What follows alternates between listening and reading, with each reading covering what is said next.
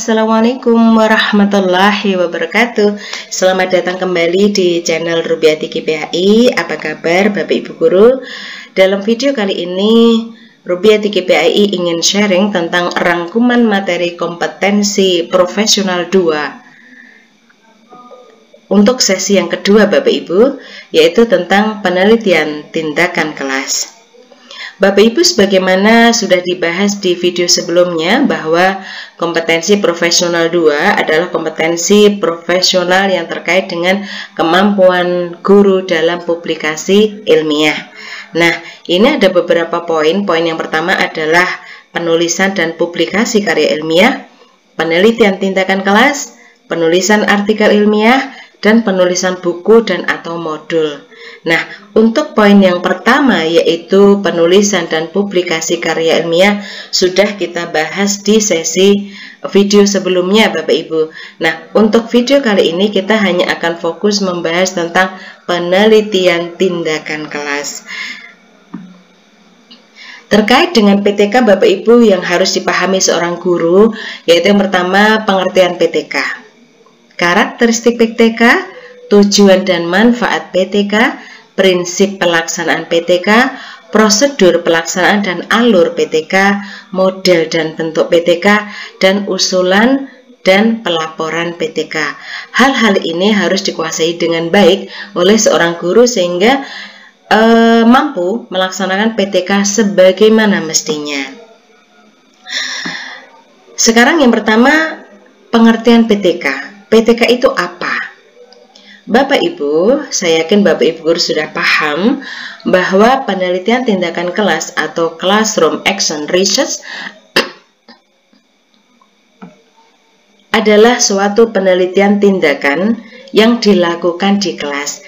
Penelitian tindakan di kelas Bapak Ibu. Jadi sudah jelas Bapak Ibu ya bahwa PTK ini mengandung 3 istilah: penelitian, tindakan, dan kelas. Nah, penelitian untuk unsur yang pertama, penelitian adalah aktivitas mencermati suatu objek melalui metodologi ilmiah dengan mengumpulkan data-data, kemudian dianalisis untuk menyelesaikan suatu masalah. Kemudian tindakan adalah suatu aktivitas yang sengaja dilakukan dengan tujuan tertentu yang membentuk siklus kegiatan dengan tujuan memperbaiki atau meningkatkan mutu proses pembelajaran. Kemudian unsur yang ketiga yaitu kelas adalah sekelompok siswa yang dalam waktu yang sama menerima pelajaran yang sama dari seorang guru. Ini sesuai pendapatnya Kusnandar Bapak Ibu. Jadi PTK ada 3 unsur: penelitian, tindakan, dan kelas. Kemudian tujuan dan manfaatnya apa dari penelitian tindakan kelas?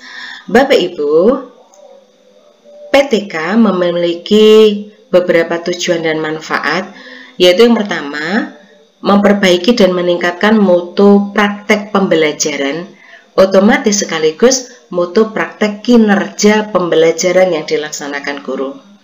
Kemudian yang kedua, untuk mengidentifikasi Bapak Ibu, menemukan solusi dan mengatasi masalah pembelajaran di kelas. Yang ketiga, untuk mengeksplorasi dan membuahkan kreasi-kreasi dan inovasi pembelajaran. Yang ketiga, mencobakan gagasan, pikiran, kiat, cara, dan strategi baru dalam pembelajaran. Yang berikutnya adalah untuk mengeksplorasi pembelajaran yang selalu berwawasan atau berbasis riset atau penelitian agar pembelajaran bertumpu pada realitas empirik. Realitas empirik itu maksudnya kenyataan real yang dihadapi ketika proses pembelajaran di kelas. Jadi bukan semata-mata bertumpu kepada sebuah asumsi. Jadi pada intinya Bapak Ibu bahwa penelitian tindakan kelas ini dilakukan guru dalam rangka tujuan utamanya adalah meningkatkan kualitas pembelajaran. Dengan cara bagaimana? Yaitu dengan cara mengidentifikasi dan menemukan permasalahan, kemudian mencoba untuk mencarikan solusi, kemudian dilakukan dengan tindakan konkret di dalam kelas, sehingga diharapkan permasalahan pembelajaran di dalam kelas yang dihadapi guru bisa teratasi dengan baik. Jadi penelitian tindakan kelas itu bertumpu kepada real permasalahan nyata yang dihadapi guru di dalam pembelajarannya di kelas. Kemudian apakah prinsip-prinsip pelaksanaan penelitian tindakan kelas? Yang pertama, tugas pendidikan dan tenaga pendidikan yang utama adalah menyelenggarakan pembelajaran yang baik dan berkualitas. Jadi prinsip yang harus dipegang dari sebuah PTK adalah penyelenggaraan pembelajaran yang berkualitas. Kemudian yang kedua, meneliti merupakan bagian dari pembelajaran yang tidak menuntut kekhususan waktu maupun metode pengumpulan data. Jadi penelitiannya itu dilakukan menjadi bagian dari pembelajaran itu sendiri, tidak terpisah. Misalnya pembelajaran dulu kemudian baru diteliti. Jadi penelitiannya itu ya bagian di dalam proses pembelajaran itu sendiri. Berikutnya, kegiatan meneliti merupakan bagian integral dari pembelajaran yang harus diselenggarakan dengan tetap berstandar pada kaidah ilmiah. Jadi kegiatan penelitiannya dilaksanakan ketika di kelas di mana pembelajaran berlangsung. Berikutnya, masalah yang ditangani adalah masalah-masalah pembelajaran yang real, benar-benar ada dan terjadi dihadapi Bapak Ibu guru, kemudian merisaukan tanggung jawab profesional dan komitmen terhadap diagnosis masalah yang bersandar pada kajian nyata yang berlangsung dalam alam konteks pembelajaran yang sesungguhnya. Jadi benar-benar Bapak Ibu ada permasalahan itu merisaukan secara moral tanggung jawab seorang guru yang profesional karena dia punya tanggung jawab untuk melaksanakan pembelajaran yang berkualitas, maka dari dihadapkannya masalah itulah seorang guru melakukan PTK.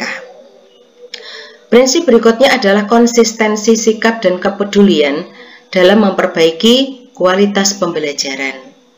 Berikutnya, cakupan permasalahan penelitian tindakan tidak seharusnya dibatasi pada pembelajaran di kelas, tetapi dapat diperluas pada tataran luar kelas.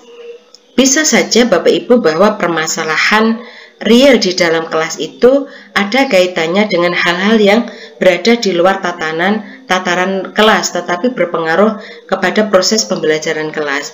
Nah, masalah ini pula bisa juga dijadikan sebagai objek penelitian dalam suatu penelitian tindakan kelas. Ini mengacu kepada pendapatnya Supardi, Bapak Ibu. Berikutnya, bagaimanakah prosedur pembuatan PTK? Prosedur pembuatan PTK Bapak Ibu ada 4 tahap. Perencanaan, pelaksanaan, pengamatan, dan refleksi. Jadi PTK dilakukan dengan memenuhi 4 tahapan: perencanaan, pelaksanaan, pengamatan, dan refleksi. Kemudian pada tahap perencanaan Bapak Ibu yang dilakukan apa? Yaitu yang pertama yaitu menemukan masalah, identifikasi masalah, yang mana masalah ini harus real, benar-benar dihadapi Bapak Ibu guru. Kemudian problematik harus diselesaikan begitu. Jika tidak diselesaikan maka akan berpengaruh kepada hal lain, kepada proses belajar, kepada hasil belajar misal. Kemudian bermanfaat. Dan yang terakhir adalah dapat diatasi dengan PTK. Masalah itu memang dapat diatasi dengan PTK. Berikutnya, yang kedua pada tahap perencanaan yang dilakukan adalah menganalisis dan merumuskan masalah. Yang ketiga, merumuskan ide pemecahan masalah. Tahap berikutnya yaitu tahap pelaksanaan atau pembelajaran di dalam kelas, kemudian tahap observasi atau pengamatan di dalam kelas, dan tahap refleksi Bapak Ibu. Tahap refleksi itu maksudnya bagaimana? Yaitu tahap di mana peneliti berdialog dengan dirinya sendiri apabila penelitian itu dia lakukan dengan mandiri, dengan sendiri, tanpa kolaborator. Apabila ada kolaborator, maka pada tahap refleksi ini adalah dialog dengan guru yang mengadakan penelitian tindakan kelas dengan kolaboratornya. Untuk apa? Yaitu tujuannya untuk mengetahui sisi-sisi pembelajaran yang harus dipertahankan dan yang harus diperbaiki. Kemudian model-model dan bentuk PTK. Bapak Ibu, ada beberapa model dan bentuk PTK yang perlu Bapak Ibu ketahui dan mungkin sudah Bapak Ibu ketahui, sehingga Bapak Ibu silahkan memilih model mana yang mau digunakan ketika berkehendak untuk melakukan penelitian tindakan kelas. Nah, model yang pertama yaitu model Katlevin, Bapak Ibu. Model PTK yang dirumuskan Katlevin itu adalah mencakup 4 tindakan, Bapak Ibu, standar sebagaimana yang tadi sudah kita bahas, yaitu tahap yang pertama adalah perencanaan, begitu Bapak Ibu ya. Kemudian setelah direncanakan, tahap aksi berikutnya. Pada tahap perencanaan tadi masih ingat Bapak Ibu ya, kita lakukan identifikasi masalah dan mencoba untuk merumuskan solusi. Kemudian setelah kita lakukan perencanaan secara matang, kemudian kita lakukan aksi dalam pembelajaran di kelas. Di dalam kelas, pada saat melakukan pembelajaran tindakan di kelas di situ, otomatis di situ terjadi penelitian, sehingga disitulah nanti akan ada observasi Bapak Ibu, pengamatan terhadap proses penelitian tindakan kelas atau proses pembelajaran yang dilakukan. Setelah itu, maka dilakukan tahap refleksi, yaitu apa? Berdialog dengan diri sendiri atau dengan kolaborator. Bagaimanakah proses pembelajaran tadi berlangsung? Apa yang harus dipertahankan dan apa yang harus diperbaiki? Ingat Bapak Ibu bahwa ini bersiklus. Jadi tahap 1 siklusnya seperti ini sama Bapak Ibu: perencanaan, aksi, observasi, dan refleksi. Kemudian hasilnya dibuat untuk perencanaan di siklus yang kedua, direncanakan, kemudian dilakukan di aksi, maksudnya Bapak Ibu, kemudian observasi dan refleksi. Begitu pula di siklus yang ketiga. Itu model PTK berdasarkan Katlevin, Bapak Ibu. Nah, yang kedua yaitu berdasarkan Kemis dan Taggart, Bapak Ibu. Seperti apakah model PTK yang dirumuskan oleh Kemis dan Taggart, Bapak Ibu? Sama pada dasarnya, yaitu kita lakukan perencanaan dulu Bapak Ibu, kita identifikasi masalah, kita rumuskan solusinya apa. Setelah matang perencanaannya, maka kita lakukan tindakan dan pengamatan di dalam kelas. Tindakan dan pengamatan ini menjadi satu kesatuan Bapak Ibu, tidak boleh terpisah di dalam kelas, di dalam proses pembelajaran yang dilakukan guru. Kemudian setelah itu dilakukan refleksi, dialog dengan diri sendiri. Bagaimana proses tadi? Apakah solusi yang dilakukan sebagai bagian dari tindakan terhadap permasalahan di dalam pembelajaran sudah berhasil atau belum? Maka ini siklus 1 Bapak Ibu. Hasil refleksi ini dijadikan bahan untuk melakukan perencanaan di siklus yang kedua. Ini ada revisi pengamatan. Jadi hasil refleksi tadi diamati kembali, direncanakan kembali di siklus yang kedua. Kemudian ditindakan, kita melakukan tindakan dan pengamatan lagi dalam arti proses pembelajaran di dalam kelas dan observasi. Kemudian dilakukan refleksi. Ini siklus 1, hasilnya dilakukan siklus 2 dan seterusnya. Sampai seorang guru meyakini bahwa masalah yang dihadapi sudah bisa terselesaikan secara baik dengan solusi yang diambil. Kemudian model PTK yang berikutnya adalah berdasarkan Cohen dan kawan-kawan, Bapak Ibu. Menurut Cohen dan kawan-kawan, sebuah PTK hendaknya meliputi langkah-langkah ini Bapak Ibu. Yang pertama yaitu mengidentifikasi dan merumuskan masalah, menganalisis masalah, merumuskan hipotesis tindakan, membuat rencana tindakan dan pemantauan, kemudian pelaksanaan tindakan dan pencatatan, mengolah dan menafsirkan data, dan membuat pelaporan. Pada hakikatnya sama Bapak Ibu, hanya Kohan membuat prosedur yang lebih rinci begitu Bapak Ibu, yang lebih rinci. Model PTK yang keempat yaitu berdasarkan Hopkins Bapak Ibu. Bagaimanakah? Menurut Hopkins, PTK dilakukan dengan yang pertama ambil start dulu Bapak Ibu, kita melakukan audit ya. Kita mengidentifikasi permasalahan. Kemudian dari hasil audit permasalahan atau atas pembelajaran yang kita alami, maka berikutnya adalah kita membuat konstruk perencanaan. Kita membuat perencanaan yang matang Bapak Ibu. Permasalahannya apa, kemudian solusinya bagaimana. Nah, gitu. Kemudian berikutnya yaitu melakukan perencanaan tindakan, target, tugas, kriteria, dan keberhasilan. Jadi, lebih rinci lagi Bapak Ibu, untuk langkah selanjutnya yaitu diimplementasikan, dilaksanakan di dalam proses pembelajaran di kelas. Kemudian dari proses pengimplementasian dalam pembelajaran di kelas, maka berikutnya dilakukan evaluasi. Nah, hasil evaluasi ini digunakan untuk mengukur sejauh apa kemajuan yang dicapai, begitu, kemajuan pembelajaran, kualitas proses pembelajaran, sejauh apa permasalahan yang dihadapi bisa mendapatkan jalan keluar, bisa selesai dengan menggunakan solusi yang kita rencanakan, begitu. Maka di sini cek kemajuan dari hasil proses pembelajaran ini harus menopang komitmen Bapak Ibu. Komitmen dari awal bahwa PTK ini dilakukan untuk menyelesaikan masalah dalam rangka peningkatan kualitas proses dan hasil pembelajaran. Kemudian dari cek kemajuan ini pula kita ambil kesimpulan, sudahkah mampu mengatasi problem pembelajaran yang dihadapi guru. Kemudian kita cek hasilnya, sudah atau belum jawabannya, sudah atau belum.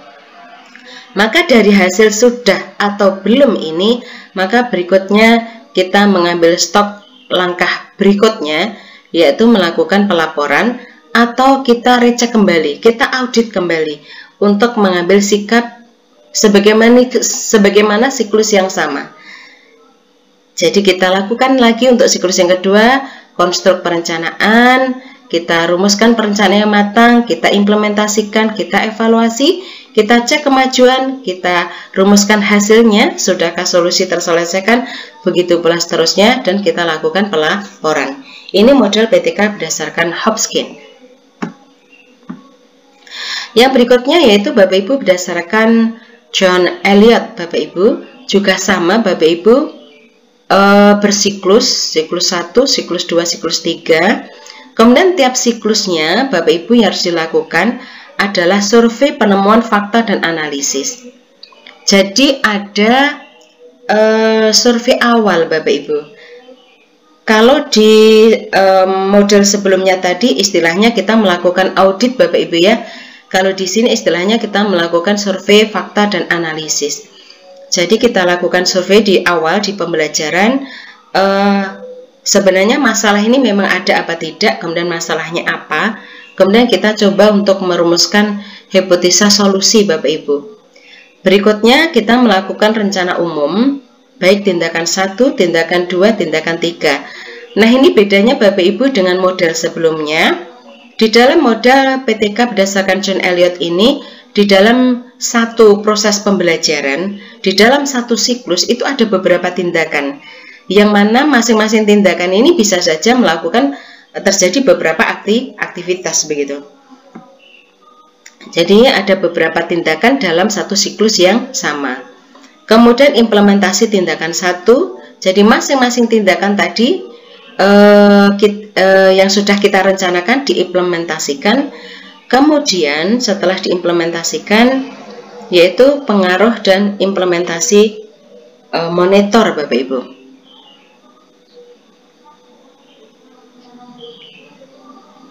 Dikaji, adakah pengaruh di dalam pelaksanaan. Kemudian berikutnya adalah survei untuk menjelaskan kegagalan terhadap efek implementasi.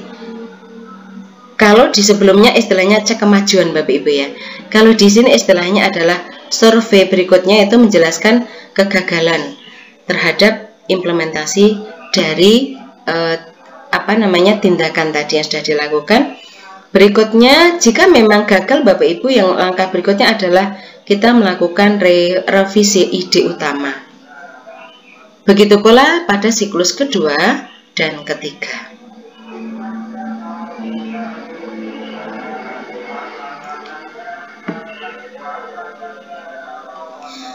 Berikutnya Bapak Ibu, setelah kita tahu beberapa model, silakan Bapak Ibu bisa menentukan menggunakan model yang mana, tetapi secara esensial sama Bapak Ibu ya.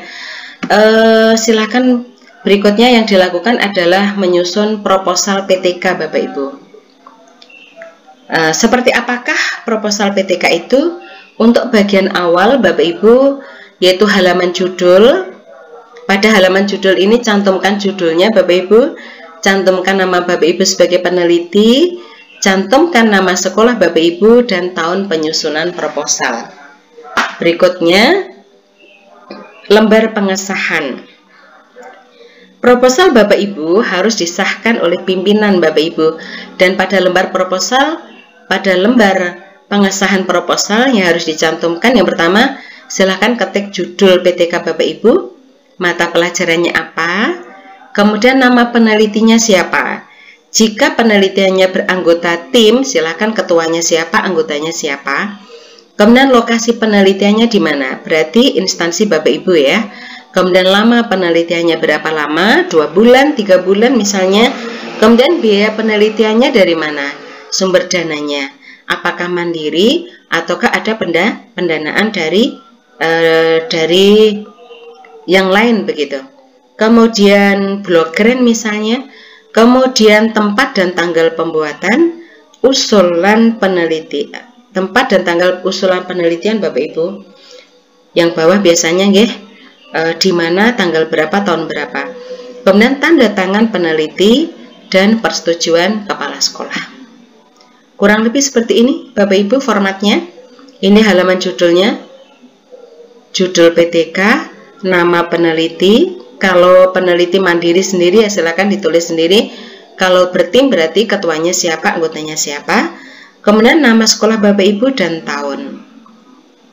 Kemudian untuk lembar pengesahannya seperti ini Bapak Ibu, judul lembar pengesahan, judul PTK, nama mata pelajaran, nama peneliti, lengkap gelar Bapak Ibu, lokasi penelitiannya di mana, lama penelitiannya berapa lama, biayanya dari mana, berapa, dan sumber dananya dari mana.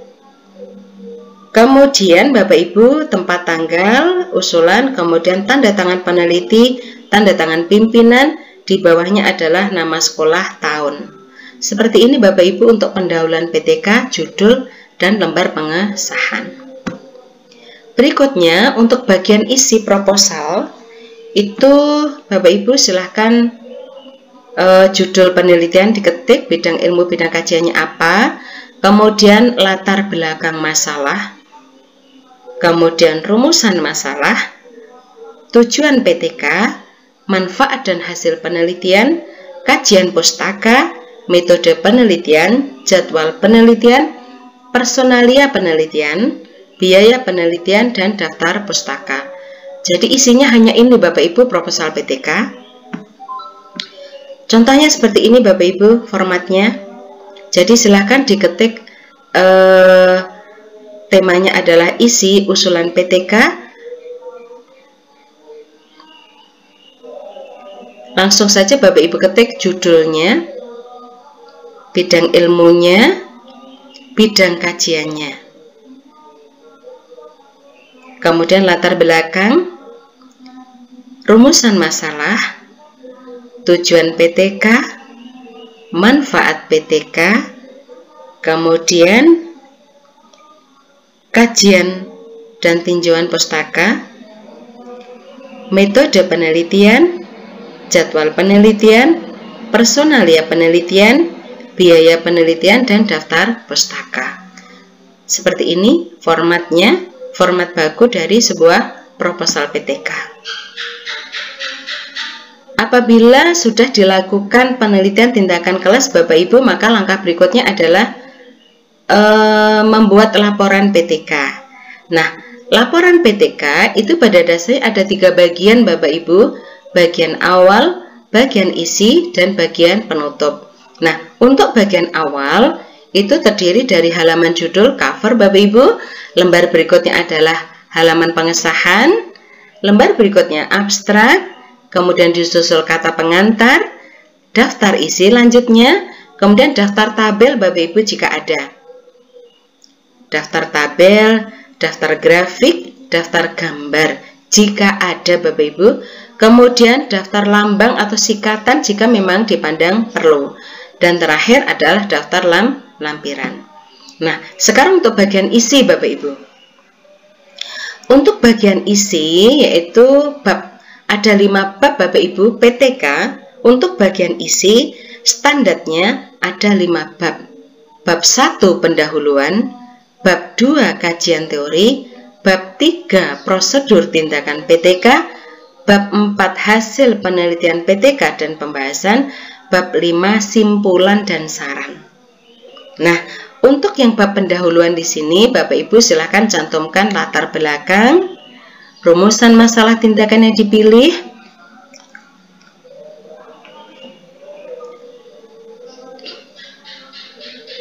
tujuan,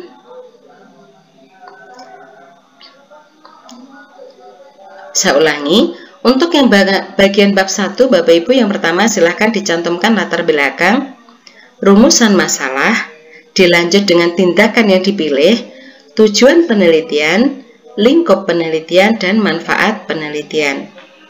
Kemudian bab 1 selesai, dilanjut dengan kajian teori. Prosedur tindakan kelas ini ada 2 bagian Bapak Ibu, setting penelitian dan prosedur penelitian. Setting penelitian di sini termasuk kelas mana, materi apa begitu Bapak Ibu yang diteliti. Kemudian prosedur penelitian adalah langkah-langkah penelitian tindakan kelas yang Bapak Ibu lakukan. Kemudian hasil penelitian dan pembahasan, kemudian simpulan dan saran. Ini bagian isi. Kemudian yang bagian akhir hanya berisi daftar pustaka dan lampiran Bapak Ibu. Jadi sekali lagi untuk PTK itu ada 3 bagian, bagian awal, bagian isi, dan bagian akhir. Terima kasih Bapak Ibu atas perhatiannya. Kemudian untuk lebih jelasnya bagaimanakah menyusun laporan penelitian tindakan kelas, maka silakan Bapak Ibu bisa menyimak di video lainnya di channel ini juga dengan judul Cara Mudah Membuat Penelitian Tindakan Kelas. Terima kasih Bapak Ibu, semoga bermanfaat. Sekian, Assalamualaikum warahmatullahi wabarakatuh.